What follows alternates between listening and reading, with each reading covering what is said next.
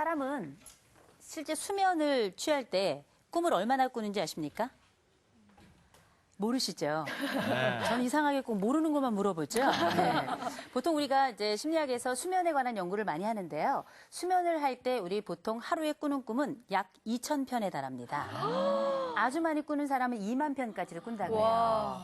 그런데 기억이 왜 안 날까? 그렇죠. 말도 안 그게 돼. 우리들의 정말 호기심이기도 한데 그건 여러분들이 머리가 안 좋아서 그걸 기억을 못하는 게 아니라 여러 가지 작용들이 있어요. 그래서 꼭 기억해야 될 만한 것만 우리가 이제 머릿속에 남고 기억에 남게 되는데 오늘은 우리가 밤에 잘 때 꾸는 꿈이 아니라 우리가 이제 꿈이라는 단어가 두 가지가 있습니다. 하나는 dream이라고 하는 꿈이라는 단어가 있고 또 영어로 vision이라고 하는 단어가 있어요. 둘 다 우리는 꿈으로 번역할 수가 있는데 우리가 알고 있는 dream이라고 하는 건 내 머릿속에 구름 같은 거예요. 그래서 스쳐 지나가고 없어지면 끝나는 것. 이건 우리가 dream이라고 하고요. vision이라고 하는 건 내가 목표를 가지고 접근하는 건 우리가 vision이라고 부릅니다. 오늘은 dream이 아니라 vision에 관한 이야기를 함께 해볼 텐데 놀랍게 이 vision이 20대의 미래를 꿈꾸는 자들에게만 있는 것이 아니라 나이가 들어서 우리가 생각할 때는 죽음을 목전에 두고 있는 바로 그분들도 왜 꿈을 꾸어야 하는지 오늘은 그 이야기를 한번 해보도록 하겠습니다. 자, 우리 이제 이 사진을 한 장 보게 될 텐데요. 이 사진 아마 누군지 아무도 모르실 겁니다. 저도 얼마 전에 알았어요. 이분이 누구냐면 여러분들 구로다 나스코라는 분 혹시 알고 계십니까? 아는 분은 아닌 것 같아요. 아는 분 아닌 것 같죠. 아닌 구로는 어디 있는지 아시죠? 구로는 어디 있는지 아는데 구로다 나스코라는 분은 잘 모릅니다. 이분은 올해 75세가 되신 분이고요. 이분은 와세다 대학에서 수여하는 와세다 문학 신인상을 생애 처음으로 받자 가장 고령자로 받았던 분입니다. 예, AB 산고라는 글로 해가지고 신인문학상을 받았는데 같은 그 2등으로 상을 수여했던 분은 보통 다른 연령층들과 비슷하게 26세인 남자분이 받았어요. 근데 이분이 지금까지 신인문학상 중에는 가장 최고령자라고 합니다. 생각해보면 76세는 글도 잘 안 보여요. 돋보기를 써도 이렇게 뒤로 갈 때거든요. 그럼에도 불구하고 그 시기에 이분은 생애 첫 번째 소설로 신인 문학상을 타게 됩니다. 마치 배우가 76세에 신인상 받는다. 이거처럼 도무지 말이 안 될 것만 같은 그쵸. 그런 얘기예요. 예. 76세의 신인상을 받지는 않으셨으면 좋겠어요. 더 그럴 빨리 리가요. 받으셨으면 좋겠습니다. 그러나 이건 뭘 이야기하냐면 생각하는 것보다 수많은 사람들이 나이가 들어서도 새 꿈을 꾸고 그 새 꿈을 따라서 자기의 일을 수행해가고 그 열매를 맛보기도 한다는 거죠. 우리가 알고 있는 이 첫 번째 사람뿐만 아니라 또 다른 사람도 있습니다. 여러분 시바타 도요라는 분 혹시 아십니까? 얘기 많이 들었어요. 예, 얘기는 들었는데 만나본 적이 없죠. 왜냐하면 그분은 일본 분이시거든요. 그래서 이분이 여러분들 잘 아시고 계신 것처럼 이분은 92세에 첫 번째 시를 쓰기 시작해서 98세에 약해지지 마라는 시집을 내서 전 세계를 깜짝 놀라게 했던 일본의 시인입니다. 요새 왜 어르신들이 뭐 농담 삼아 왜 남성들이 매 맞는 이유 중에 90대에 매 맞는 이유가 아침에 눈을 떠서 매를 맞는다 이런 얘기를 하는데 이 시바타 도요라는 분이 어떤 역할을 했는가? 92세 모두가 다 산내 아니면 뭐 이렇게 돌아가셨을 거다 혹은 누워 계실 거다 생각한 바로 그 연령에 첫 번째 시를 쓰기 시작했습니다. 깜짝 놀랄 일이죠. 우리가 상상했던 노년기는 늘 아프고 가난하고 고통스럽고 외롭고 할 일이 없고 이렇다고 생각을 했는데 이 시바타 도요라는 사람 그리고 우리가 아까 봤던 그 구로다라는 사람을 보면 나이가 든다는 것은 삶을 살면서 하던 일을 멈추는 때가 아니라 어쩌면 새 일을 시작할 때이기도 하구나라는 생각이 듭니다. 지금 잠깐 눈을 감고 주무시지 마시고요. 눈을 감고 여러분들의 30년 뒤의 모습을 한번 떠올려 보세요. 나는 어떤 옷을 입고 있는가? 나는 누구와 이야기를 하고 있는가? 나는 사람들이 나를 뭐라고 부르고 있는가? 그리고 나는 내 손에는 무엇이 들려 있는가? 한번 상상해 보세요. 이제 눈을 한번 떠보십시오.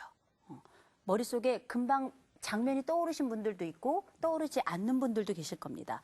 장면이 떠오르신 분들이라면 그분들은 그렇게 될 거예요.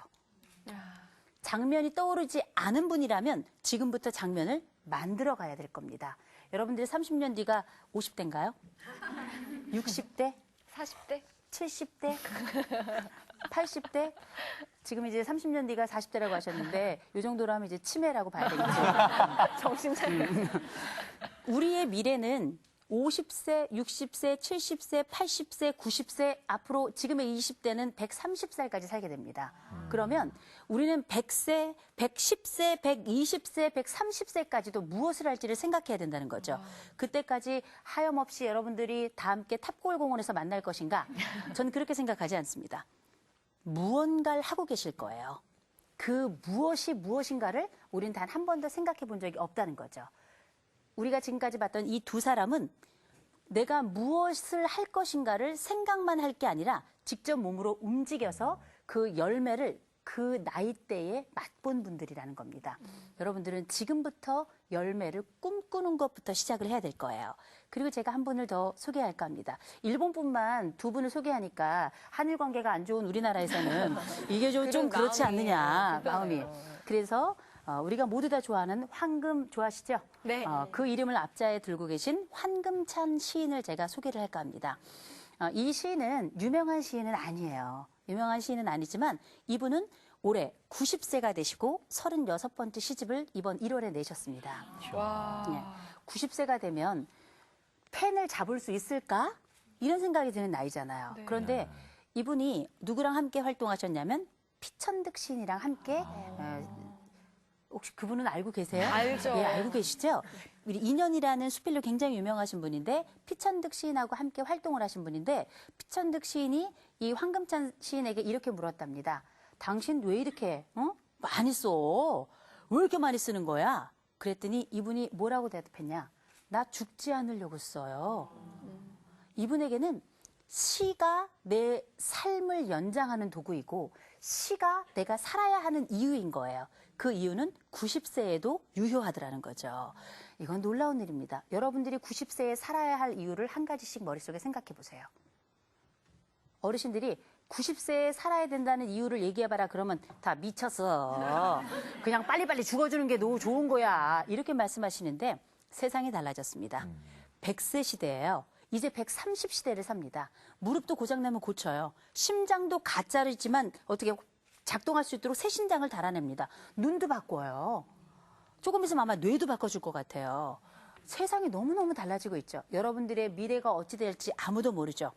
준비하는 자는 미래가 어찌 될지 알고 있습니다. 여러분들이 지금 꿈꾸고 계시죠?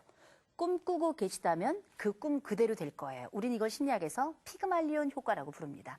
생각한 대로 된다. 뾰로롱. 그죠? 이런 미래를 꿈꾸는 또 하나의 시인이 바로 황금찬 시인인 겁니다. 이분은 글을 쓰면 이제 37번째 시집, 38번째 시집을 낼 거예요. 그때 나이는 92세가 되고 95세가 되고 100세가 되고 105세, 120세, 130세까지 가게 될 겁니다. 누구도 황금찬 시인의 글을 막을 수는 없을 거예요. 왜냐하면 그분은 꿈꾸고 계시기 때문입니다. 그리고 제가 여러분들이 잘 알고 있는 한 분을 소개해 드릴까 합니다.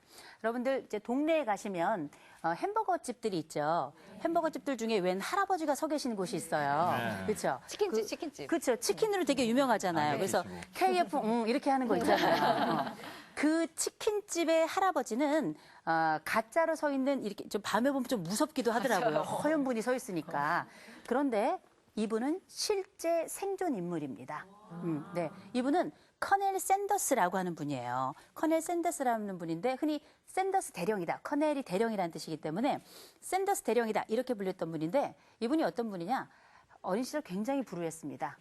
태어난 지 얼마 안 돼서 6살 만에 어머니가 돌아가셨고요. 그리고 나서 아버지가 돌아가셨어요. 6살에 아버지가 돌아가시고 12살에 어머니가 재혼을 하면서 새아버지가 정말 죽기 직전까지 이 커넬 대령을 때렸습니다. 그래서 집을 나오고 새로운 삶을 선택을 해요. 별의별 일 다 했습니다. 다 하고 40세에 첫 번째로 자기만의 요리법을 내어서 가게를 열어요. 1년 만에 모두 불탑니다. 어머. 너무 절망스러웠겠죠. 그리고 이것저것 막 노력을 해보다 결국은 65세에 완전 파산을 하게 돼요. 그래서 미국에서 제공하는 사회복지 그 비용이 있어요. 완전히 다 파산했을 때 $100를 줬어요. 그때 당시에. $100. 그리고 내 주머니에 있던 $5. 합쳐서 $105를 가지고 뭘 했는가? 65세에 자기가 가지고 있는 요리법을 받아줄 곳을 찾기 시작했습니다. 찾기 시작해서 어떻게 했는가? 거절을 몇 번 당했는가? 1008번을 당했어요. 우리는 2번만 거절당해도 안 한다? 2번만 거절당해도 안 해요. 3번 거절하면 어떻게 이제 창가에 서가지고 뛸까 말까 고민한단 말이에요. 적어도 내 삶에서 거절을 당하려면 1000번은 넘어야 된다는 거죠. 1000번은. 이분의 특징은 뭔가? 절망하지 않은 거예요. 절망하지 않고 내 레시피, 내 이 요리법이라면 될 것이다라는 신념이 있었던 거죠. 그리고 1009번째 딩동 누르고서 거기서 지원을 받아서 첫 번째 KF 점을 내게 되는 거예요. 내게 되는데 지금은 전 세계 80여 개국에 이 체인점이 있고요. 그리고 그 체인점의 수가 13,000개에 달합니다. 엄청나죠. 이분이 1890년에 태어나서 1980년에 돌아가셨어요. 계산하기도 굉장히 쉽게 돌아가셨죠. 외우기도 쉽게. 정말. 그 사이에 실패가 더 많은 세월을 이분을 잡고 있었습니다. 실패가. 그런데 65세에 시작해서 첫 번째 KF 매장을 낸 게 3년, 68세가 된 해였어요. 90세에 돌아갈 때까지 수많은 이야기를 나누었지만 거기에는 이분은 돈만 벌지 않았습니다. 자선단체도 하나 만들었고요. 그리고 재단도 만들어서 장학금을 혜택도 어려운 사람들이 받을 수 있도록 했죠. 우리가 알고 있는 수많은 사람들이 있습니다. 그 사람들 중에는 어떤 사람은 절망하고 실패 앞에 무너지는 사람이 있는 반면에 어떤 사람들은 다시 일어나죠. 그러나 노년기엔 누구도 다시 일어날 거라고 생각하지 않아요. 실패할까 봐 두려워서 도전하지도 않습니다. 왜? 무너지면 끝이야. 그러기에는 남은 세월이 너무 많아요. 요새 여러분들 평균 수명 얼마인 줄 아세요? 얼마인데요? 80세. 빙고. 예. 80세입니다. 요새 환갑잔치 하나요, 안 하나요? 아니에요. 안 해요. 요새는 환갑잔치를 하면 어르신들이 야, 요새는 애들도 잔치하냐 그러신대잖아요. 그럴 정도로 건강하고 왕성해졌어요. 이런 시점에 우리가 알고 있는 노년의 시작 65세는 어린아이의 발돋움이다. 이렇게 이야기를 합니다. 새로운 도전을 하기에 충분한 나이다라고 이제는 노년에 대한 생각이 달라지고 이미지가 달라지고 있어요. 그렇다면 우리의 비전도 달라져야 되지 않을까요? 그러면 우리가 어떻게 비전을 가져야 될 것인가? 그리고 이 비전은 왜 100발에도 가능한 것인가? 이 얘기를 좀 나누고자 합니다. 여러분, 지금 65세를 사시는 분이 계시다면 그분께 한번 여쭤보십시오. 노인이시죠? 여쭤보세요. 그분이 그럽니다. 펄떡 뛰어요. 큰 실례예요. 요새 그러면 안 돼요. 그렇죠. 실례예요. 또 여러분들 중에 아버님, 어머님이 65세 되신 분들 아마 계실 겁니다. 그러면 그분들 한번 쳐다보세요. 아주 백발이 성성한 노인이시죠? 아니요. 아닙니다. 요새는 젊은이에요. 요새는 뭐 강북 맞지? 뭐 이런 것도 있다 그러는데 이분이야말로 인생 시작이라고 외쳐도 될 만큼 세상이 많이 달라지고 있습니다. 살 날이 아직 많이 남아있기 때문에 우리는 꿈꿔야 되는 겁니다. 또 하나 이거 있습니다. 우리는 내가 꿈을 꾸거나 아니면 다른 사람의 꿈을 들을 때 어떤 생각이 드는가? 야, 이거 뭐 내 몸이 성해야 하지. 요샌 성해요. 약이 너무 좋아. 심지어 안 되던 성생활도 약 한 알만 먹으면 만사 해결이에요. 세상이 너무 달라졌어요. 이건 뭔가 여러분들이 생각하는 노년기가 누워서 전혀 움직일 수 없는 분들은 굉장히 적다는 거죠. 여러분들이 늙어가고 20대가 30대, 40대, 50대, 60대, 70대, 80대를 맞을 때면 지금보다 더 건강할 겁니다.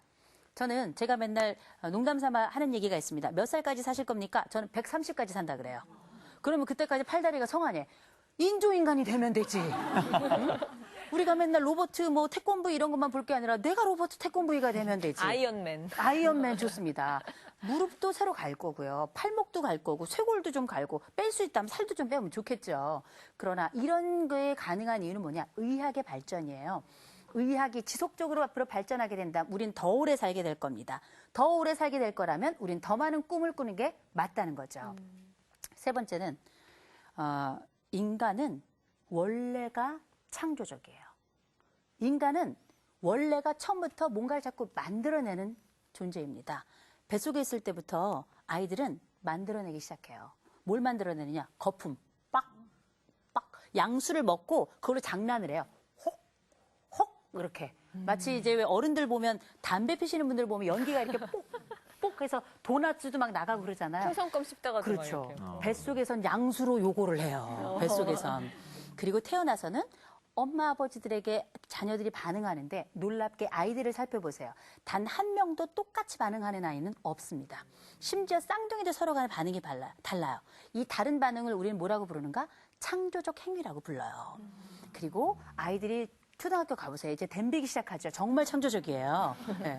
그랬다가 중학생이 되면 아나무인이 됩니다. 부모 애미애비도 몰라보는 애들이 되잖아요. 그것처럼 창조적인 일이 없죠. 생전에 안 해보던 일이잖아요. 이제 고등학교에 가면 자기 세계에 몰입하면서 열심히 공부하면서 미래를 만들어 가려고 준비하는 아이들이 간혹 있죠.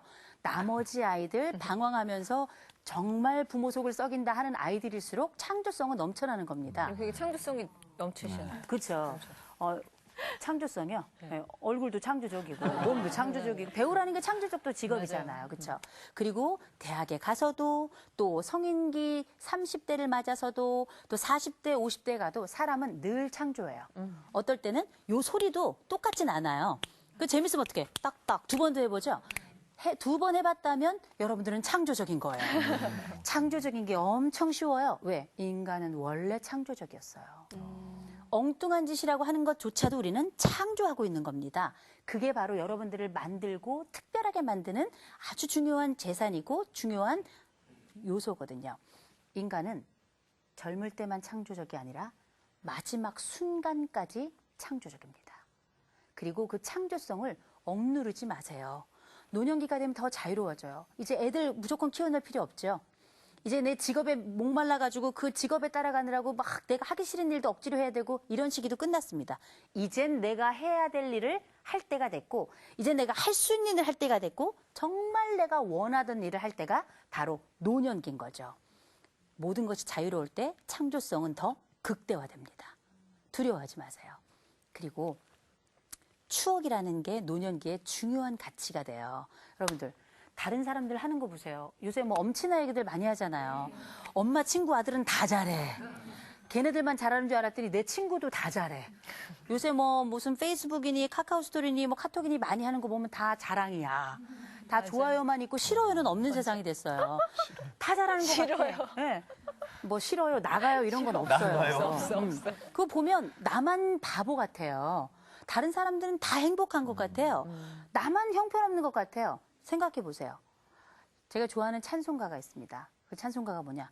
받은 복을 세어보아라. 저는 그 찬송 너무 좋아하거든요. 나한테 지금 뭐가 있나 이게 중요한 게 아니라 내가 받은 복을 하나 둘 세어보면 정말 이루 말을 할 수가 없는데 이 받은 복은 다 우리가 다른 말로 두 글자로 이렇게 이야기합니다. 추억이다. 추억을 갖게 되는 건 노년기가 최고예요. 이 추억은 우리가 알고 있는 되짚고 더듬는 데만 쓰는 게 아니라 창조를 위한 자산인 겁니다. 여러분들이 가지고 있는 지식이 여러분들의 새로운 삶을 만들어내고 새로운 걸 뿜어내게 하는 원동력이 되는 것처럼 노년기의 추억은 새로운 창조를 위한 원동력이 될 수 있다는 거죠.